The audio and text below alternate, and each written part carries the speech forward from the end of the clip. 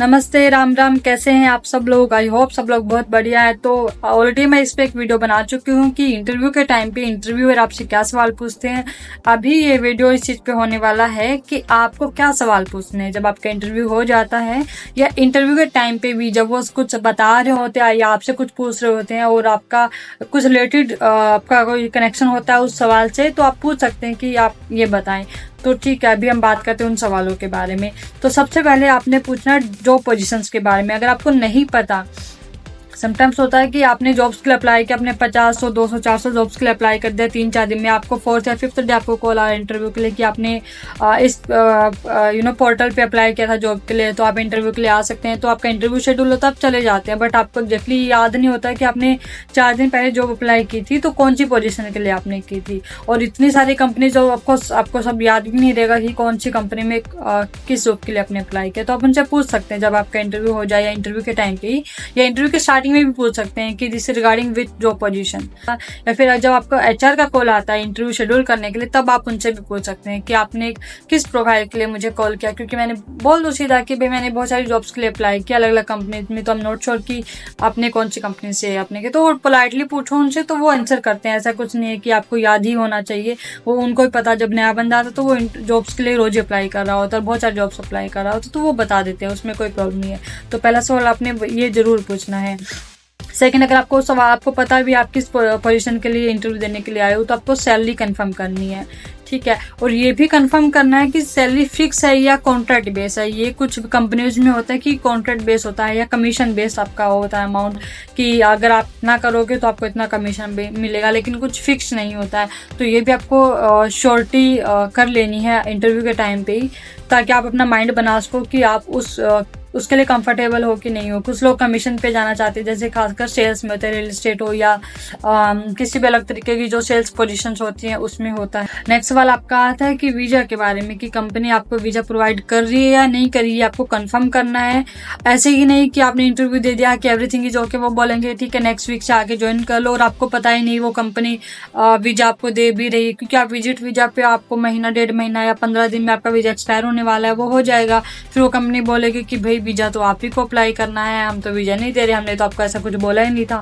तो ये चीजें हो, इससे बचने के लिए पहले आप इंटरव्यू के टाइम पे ही कंफर्म कर लें कि आप सीधा ऐसे ये पूछ लें कि आपको वीजा अप्लाई करने में कितना टाइम लगेगा, कितने दिन लगेंगे, ऐसे आप सवाल पूछें तो वो बता दें कि हमको 15 दिन लगेंगे या 20 दिन लगेंगे, क्योंकि इतना एवरेज टाइम लगता है यहाँ पे। अगर कंपनी जब वीजा अप्लाई करती है तो 15-20 दिन का एवरेज टाइम लगता ही है, क्योंकि गवर्नमेंट प्रोसेस होता है तो इसमें टाइम लगता है। लेकिन आपको ये सवाल पूछना है कि सर कितना टाइम लगेगा, वो बता देंगे इतना टाइम लगेगा। या फिर वो बोलते थे कि क्या आपके पास आप स्पॉन्सर वीजा पे हो या फ्रीलांस वीजा पे हो, तो अगर आप हो तो आप बता देना कि हाँ मैं इस फ्रीलांस वीजा पे हूँ, या किससे स्पॉन्सर्ड आपका वीजा है वो भी आप बताएं। विजिट वीजा पे तो वो भी आप बताएं कि मैं विजिट वीजा पे हूँ और मुझे आपसे वीजा चाहिए, मुझे कंपनी से वीजा चाहिए। तो अगर वो ओके बोले कि हाँ हम आपको वीजा प्रोवाइड करें तो फिर ठीक है, फिर टेंशन लेने की जरूरत नहीं है। अगर वो कहते कि नहीं हम वीजा नहीं प्रोवाइड करते हैं, आपको कुछ अरेंज करना होगा, तो ये टोटली आपके ऊपर डिपेंड करता है कि आप वीजा लेना, फ्रीलांस वीजा लेना चाहते हैं, ले सकते हैं। आपका इतना फाइनेंस है या आपका ऑलरेडी माइंड है कि नहीं मुझे फ्रीलांस वीजा पे ही काम करना है, या फिर आप चाहते हैं कि नहीं मुझे कंपनी से वीजा चाहिए कि मेरे पास पैसे नहीं है, या फिर मैं लेना नहीं चाहता, मैं चाहता हूँ कि कंपनी ही मुझे प्रोवाइड करे, तो आप डेफिनेटली उनसे पूछ लें कि भाई I need visa from the company.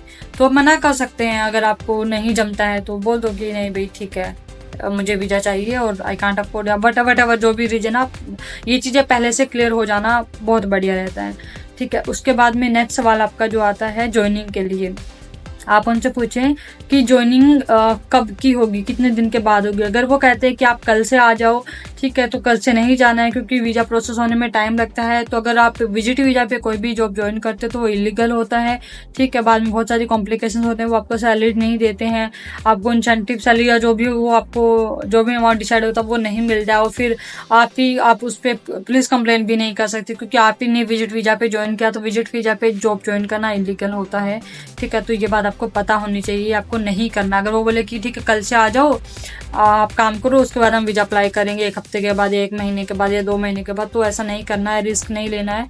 इससे बेटर है कि आप अलग कंपनियों में अप्लाई करें जॉब्स के लिए, वरना बहुत बुरे फंसोगे, बहुत बुरी हालत हो जाएगी। मुझे पता है, मेरे एक्सपीरियंस में ऐसे लोग हैं जिनके साथ ऐसी चीज़ें हुई हैं, इसलिए मैं आपको रिकमेंड कर रही हूँ, सजेस्ट कर रही हूँ कि भाई मत करना है ऐसा कुछ काम। उनको बोलो कि आप वीज़ा अप्लाई कर दो, ठीक है। जैसे वीज़ा, क्योंकि वीज़ा अच्छी जो कंपनी होगी वो पहले आपका वीज़ा अप्लाई करेंगी, उसके बाद में जो है फिर आपको ज्वाइनिंग के लिए बोलेंगी। ओके, तो इस चीज़ का भी आपको ध्यान रखना है, ठीक है। नेक्स्ट है मेडिकल इंश्योरेंस। आपको ये कंपनी से कंफर्म कर लेना है कि जो वो प्रोवाइड करे उसमें मेडिकल इंश्योरेंस इंक्लूड है या नहीं है, और उसमें क्या क्या इंक्लूड होगा ये भी आप बात कर सकते हैं, क्योंकि दुबई में एक्सपेंस बहुत महंगी है। अगर आप मेडिसिन की बात करो, डॉक्टर से अगर आप किसी क्लिनिक में जाते हो, कोई भी ट्रीटमेंट के लिए जाते हो, क्योंकि भगवान ना करे किसी के साथ ऐसा हो, बट कोई भी कभी भी बीमार पड़ सकता है, आपको नहीं पता। तो अभी हम हेल्दी है, हमको पता है एवरीथिंग इज फिट और फाइन, बट कब क्या कुछ हो जाए आपको नहीं पता। तो आपको पहले से पता होना चाहिए कि आपका मेडिकल इंश्योरेंस है कंपनी के एंड से, ताकि आपके पैसे बचे, क्योंकि एक्सपेंस बहुत ज़्यादा ही है यहाँ पे मेडिकल्स का दुबई में। तो आपको कंपनी से मेडिकल इंश्योरेंस लेना ही है। आप तो पहले से आप पता कर लें कि वो मेडिकल इंश्योरेंस प्रोवाइड कर रही है कि नहीं कर रही है। इसके अलावा आपका आता है ओवर टाइम और इंसेंटिव्स, कि आपका जो वर्क नेचर है, जो भी काम है, उसमें ओवर टाइम या इंसेंटिव होता है कि नहीं होता, ये आपको सबको पता होगा अगर आपने काम किया। अगर आप सेम फील्ड में जा रहे हैं, लेकिन अगर आप डिफरेंट फील्ड में भी जा रहे हैं, तो भी आप उनसे पूछ लें कि क्या इसमें ओवर टाइम या इंसेंटिव जैसी चीज़ें होती हैं, तो वो आपको बता देंगे कि हाँ हमारा काम ऐसा है कि इसमें अगर आप 2 घंटे एक्स्ट्रा करते हो, 4 घंटे एक्स्ट्रा करते हो, या आप सैटरडे को या संडे को काम करते हो, तो इतना इंसेंटिव हो गया, इतना ओवर टाइम हम देते हैं। तो ताकि बाद में प्रॉब्लम ना हो, क्योंकि सपोज अगर अभी आपको वो कमिट कर देते तो बाद में अगर वो मना करें कुछ हो, तो आप एटलीस्ट उस पर क्लेम भी कर सकते हो ना, कि आपने मुझे कहा था कि ये चीज़ लेकिन आप अभी फुलफिल नहीं कर रहे हो। या फिर आपसे काम करवा लें, बोलें कि 8 घंटे की शिफ्ट आपको 12 घंटे काम करें, लेकिन कुछ ओवर टाइम में इंसेंटिव नहीं मिलता है उनका। तो ये भी आपको पता होना चाहिए कि मिलता है कि नहीं मिलता, आता है अगर कितने टाइम के बाद आपको वो मिलता है, कि आपको सैलरी के साथ ही मिलेगा या हर रोज मिलता है, हर हफ्ते मिलेगा जो आपका ओवर टाइम है। तो ये ड्यूरेशन भी आपको कंफर्म करना है। नेक्स्ट है आपका शिफ्ट टाइमिंग। आपको अपनी शिफ्ट टाइमिंग बिल्कुल क्लियर पता होनी चाहिए। देखो जो चीज़ें मैं बता रही बहुत छोटी छोटी चीज़ें हैं, लेकिन ये बहुत इंपॉर्टेंट है ये चीज़ें, ठीक है। तो क्योंकि जिसने काम किया उसको ये चीज़ें पता है, जिसने किसी भी फील्ड में अगर काम किया उसको पता है कि भाई ये चीज़ें बहुत इंपॉर्टेंट होती है। और जब आप न्यू दुबई में आ रहे हो तो आपको ये वीज़ा और इंश्योरेंस ये सब चीज़ें तो बिल्कुल भी आपको नहीं पता होती। और शिफ्ट टाइमिंग का भी बहुत फ़र्क होता है इंडिया में और यहाँ पे भी, क्योंकि डिपेंड करता है कंपनी के ऊपर, द नेचर ऑफ वर्क के ऊपर भी, ठीक है। वहाँ पे इंडिया में रूल्स कुछ अलग है, यहाँ पे रूल्स कुछ अलग है, तो इसलिए आपको ये चीज़ें पता होनी चाहिए। अपनी शिफ्ट टाइमिंग वो आप क्लियर करेगी। शिफ्ट टाइमिंग क्या रहेगी, कितने वर्किंग डेज रहेंगे, कि हफ्ते में आपको 6 दिन काम करना है कि 5 दिन काम करना है। वो कहते हैं एक छुट्टी, तो पूछना है कि छुट्टी कौन सी दिन की है, कौन सा डे फिक्स। आप वो कहते हैं कि संडे फिक्स डे है, तो ठीक है। वो कहते हैं नहीं एक छुट्टी होती है, बट रोटेशनल होता है। रोटेशनल का मतलब होता है कि हफ्ते में किसी भी एक दिन छुट्टी होगी आपकी। तो ये चीज़ आपको पहले से पता होनी चाहिए कि आपकी जो छुट्टी होगी वो रोटेशनल होगी या फिक्स होगी, और महीने में कितनी होगी। हर हफ्ते छुट्टी आपकी, कुछ कंपनीज ऐसी भी होती है जो महीने में सिर्फ एक ही छुट्टी देती है आपको, ठीक है। तो ये भी आपको ध्यान रखता है कि आप ओके हो उस जॉब प्रोफाइल के लिए कि नहीं हो, कि भाई महीने में सिर्फ एक ही दिन छुट्टी मिलेगी। जनरली हफ्ते में एक छुट्टी होती है, बट कुछ कंपनी जैसी होती है जो आपको कहती है भाई हम तो महीने में एक छुट्टी देंगे। या फिर आपका जो क्या कहते हैं नेचर ऑफ सॉरी जो शिफ्ट टाइमिंग जो होती है वो मान लो 8 घंटे के, 9 घंटे के, 12 घंटे की, ये चीज़ भी आपको पता होनी चाहिए। तो अपनी शिफ्ट टाइमिंग क्लियर करें।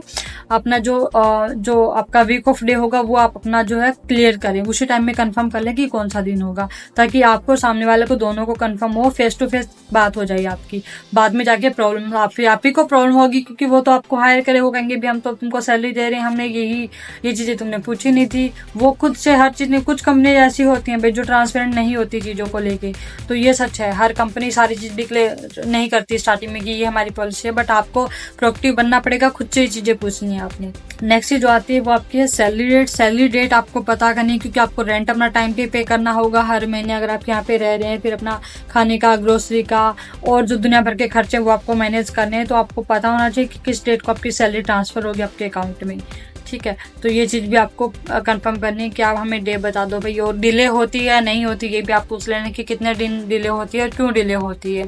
क्योंकि समटाइम्स होता है ना कि आपका वीक ऑफ डेज होता है या हॉलीडेज होते हैं कुछ, तो उसकी वजह से डिले हो। तो अगर आपको ये चीज़ भी आप कंफर्म कर सकते हो, ठीक है। सो नेक्स्ट जो चीज़ आती है वो आपकी आती है लीव मतलब छुट्टियाँ। वो आपको कंफर्म करना है कि वो जो छुट्टियाँ आपको देंगे वो साल में आपको देंगे कि 2 साल मिलेंगे। जैसे कि आपका कॉन्ट्रैक्ट अगर 2 साल का है तो ये कॉन्ट्रैक्ट भी आपको पूछना है, ठीक है। ये भी मुझे पॉइंट ध्यान आ गया।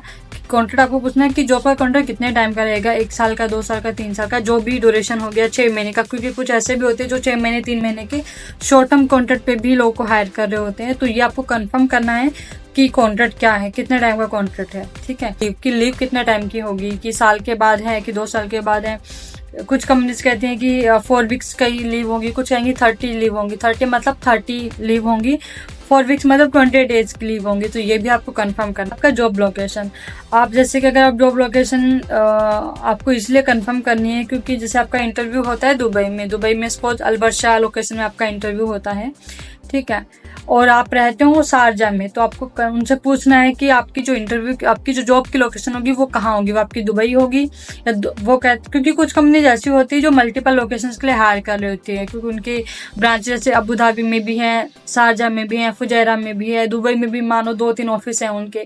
तो आपको कंफर्म हो ताकि आपको अगर अपना रूम शिफ्ट करना पड़े तो आप रूम शिफ्ट कर सको, नहीं करना तो भी आपको श्योर है कि नहीं मेरी जॉब लोकेशन ये होगी और इस लोकेशन से मेरा घर पास में, तो मुझे चेंज करने की जरूरत नहीं है। क्योंकि या फिर कुछ कंपनी ऐसी होती है जो महीने या 2 महीने में आपकी जॉब की लोकेशन चेंज कर देती, तो ऐसे भी नेचर ऑफ वर्क होता है, तो वो भी आपको कंफर्म करना है कि ऐसा कुछ तो नहीं कि 2 महीने बाद बोले कि नहीं अभी आपका शारजा में ऑफिस है, वहाँ उस ब्रांच में आपको जाना है, अभी आप दुबई में रहोगे, उसके 2 महीने बाद शायद और किसी ब्रांच में आपको शिफ्ट कर दें। तो अगर ऐसी जॉब पोजीशन के लिए आप ओके हो तो ठीक है, बढ़िया, कोई दिक्कत ही नहीं है। नहीं हो तो भी आपको पहले से पता रहेगा कि भाई ये जॉब मेरे लिए नहीं है, तो आप जो है किसी और जॉब के लिए अप्लाई कर। सो अभी मैंने जितनी भी चीजें बताई हैं ये सब बहुत इंपॉर्टेंट चीजें हैं, बहुत छोटी छोटी चीजें हैं, बट ये सब आप चीजें आपको पता होनी चाहिए, क्योंकि आप जब न्यू आते हो आपको चीज नहीं पता होती। हर कंट्रीज के हिसाब से जो आपको पता है कि रूल्स रेगुलेशन चेंज होते हैं, वहाँ का सिस्टम अलग होता है, नए होते तो कुछ नहीं पता होता, ना ही कोई गाइड करने वाला कुछ बताने वाला होता है, क्योंकि हर किसी के रिश्तेदार या दोस्त नहीं होते हैं यहाँ पे। कुछ लोग मेरी तरह अकेले आते तो जो खुद धक्के खाते तब चीजें समझ में आती है। तो ये मैं आपको इसलिए बता रही हूँ क्योंकि ये चीजें मैंने खुद एक्सपीरियंस में समझी हैं, क्योंकि मैंने ऑलरेडी इंडिया में काम किया, तो मुझे पता है कि किन किन चीज़ों का आपको ध्यान रखना जरूरी है। तो ये चीज़ें मैं आपको इसलिए बता रही हूँ ताकि आपको कोई प्रॉब्लम ना हो, पहले से आपके माइंड में हो कि भाई ये चीज़ें मुझे कंफर्म होनी चाहिए मेरी जॉब के बारे में, तभी मैं उस जॉब को ज्वाइन करूँ, उस कंपनी को ज्वाइन करूँ। क्योंकि हर कंपनी इतनी ट्रांसपेरेंट नहीं होती ना कि भाई आपको सब चीज़ें बता दें कि भाई ये चीज़ें हैं, उसको पता हो। कि कुछ कंपनीज आपको ठगने की भी कोशिश करती है कि आप नए हो, आपको कुछ पता नहीं, आपको ज्वाइन करवा लेंगी, बाद में फिर आपको लगता है कि यार मेरा तो टॉर्चर हो रहा है यहाँ पे, ठीक है, सैलरी टाइम से नहीं आती, या लीव्स नहीं मिलती है, या महीने में एक छुट्टी मिलती है, ओवर टाइम नहीं मिलता है, कंपनी ने बोला था कि वीज़ा लगा देंगे लेकिन अभी तक वीज़ा नहीं लगा, तो बेटर कि आप उस टाइम पे ज्वाइन ना करो, वीज़ा लगने के बाद आप ज्वाइन करो। तो बहुत सारी ऐसी चीज़ें होती है। तो अगर आपको ये वीडियो इन्फॉर्मेटिव लगी है तो आप मुझे कमेंट करके बताएं, और अगर आपको लगता है कोई पॉइंट स्किप हुआ है या आपके माइंड में कोई चीज़ है कि ये चीज़ आपको कन्फर्म करनी, तो भी आप मुझे कमेंट करें। मैं डेफिनेटली नेक्स्ट वीडियो में वो पॉइंट को कवर कर लूँगी और आपको उसका सोल्यूशन देने की मैं कोशिश करूँगी। Thank you so much. नमस्ते, राम राम।